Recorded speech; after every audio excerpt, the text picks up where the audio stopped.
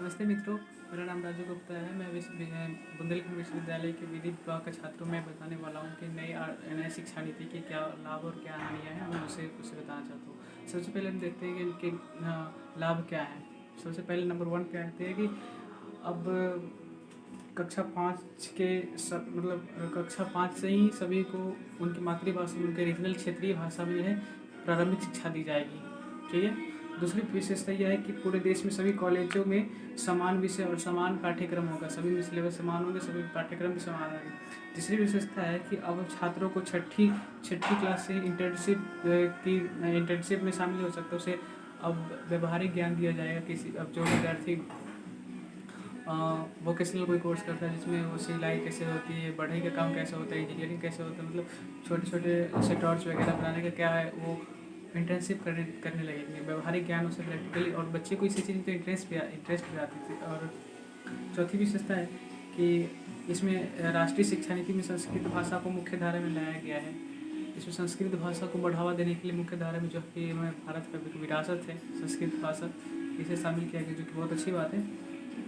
कक्षा 6 से व्यावसायिक विषयों को पढ़ाया जाएगा। जैसे कि मैंने बताया कि व्यावसायिक विषय में जैसे कि बढ़ई का काम कैसे होता है,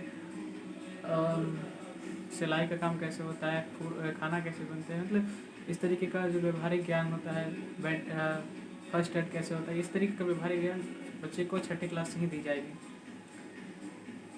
कक्षा 6 में एक जो और नई व्यवस्था आज आधुनिक विश्व में तकनीकी मामले में शिक्षा व्यवस्थित जो ऐड किया गया, बहुत ही अच्छी चीज़ है, जो कि कंप्यूटर कोडिंग व्यवस्था की गई है। कोडिंग पे आजकल इसका बहुत आज के डिमांड में बहुत डिमांड है, इसलिए इसे ऐड किया गया, जो कि बहुत अच्छी बात है। और राष्ट्रीय परीक्षा एजेंसी एक आम परीक्षा आयोजित करेगी, जिससे इस परीक्षा में पूरे देश के यूनिवर्सिटी में बच्चे कहीं भी एडमिशन ले सकते हैं, नेशनल टेस्टिंग एजेंसी द्वारा। ठीक है। इसमें एक और भी विशेषता है कि इसमें मल्टीपल एग्जिट सिस्टम अपनाई गई, जिसमें आज के यदि किसी विद्यार्थी को इंजीनियरिंग कर रहा है, फर्स्ट ईयर में है, उसे इंटरेस्ट नहीं है, अब इंजीनियरिंग नहीं करना चाहता है, वो छोड़ करके दूसरे अन्य सब्जेक्ट से ग्रेजुएशन कर सकता है अब, और उसे जितने वर्ष तक वो ग्रेजुएशन किया है इंजीनियरिंग, उससे उसका डिग्री दिया जाएगा। और वो अब जो दूसरे सब्जेक्ट में ग्रेजुएशन करेगा उसे वहाँ कर सकता है ग्रेजुएशन।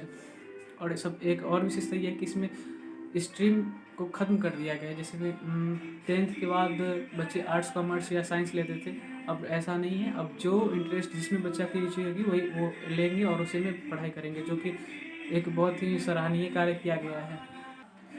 और विशेषता ये है इसमें दुनिया भर के 100 टॉप 10 दुनिया भर के 100 प्रसिद्ध यूनिवर्सिटी के जो अच्छे रैंक के है उसे भारत में ब्रांच खोलने के लिए अनुमति दी गई है, जो कि एक अच्छा कदम है। और इसमें सबसे बड़ी बात है कि जीडीपी का 6% अब खर्च किया जाएगा। पहले इस पर 3% ही खत्म किया जाएगा, अब डायरेक्ट इसकी डबल कर दी गई है, अब 6%, जिससे कि आर्थिक निवेश पर। अब इसके डिमेरिट्स पर, इसके अवगुण पर देखते हैं कि क्या इसका अवगुण है। सबसे पहले यह कि इसमें स्थानीय भाषा को बढ़ाया गया है, जो कि अच्छी बात है। प्रारंभिक शिक्षा देनी चाहिए उसकी क्षेत्रीय भाषा में, परंतु जो बच्चा समझिए कि मध्य प्रदेश का बच्चा है, उसे हिंदी जानते हैं, या फिर बिहार का बच्चे जो भोजपुरी में उसके पढ़ाया गया है। अब उसके पिताजी का यदि किसी की नौकरी बस पंजाब में पोस्टिंग को, जहाँ पंजाबी भाषा में पढ़ाई जाती है, तो वहाँ तो वो बच्चों को कठिनाई का सामना करना पड़ेगा, तो ये एक डिमेरिट है। दूसरी डिमेरिट ये है कि इसमें फॉरेन लैंग्वेज जो सीखने की व्यवस्था की गई है, इसमें चाइनीज़ भाषा को शामिल नहीं किया गया है, क्योंकि उस वक्त चाइना से भारत का तकरार चल रहा था, इसलिए उसके चाइनीज़ भाषा भंडारनी जो है वो शामिल नहीं किया गया है। और हमें ऐसा लगता है कि ये शामिल करनी चाहिए, क्योंकि हमें यदि तकनीकी ज्ञान या व्यापारिक संबंध स्थापित करनी है चाइना से, तो हमें ये चीज़ को, इस लैंग्वेज को अपनाना चाहिए। धन्यवाद।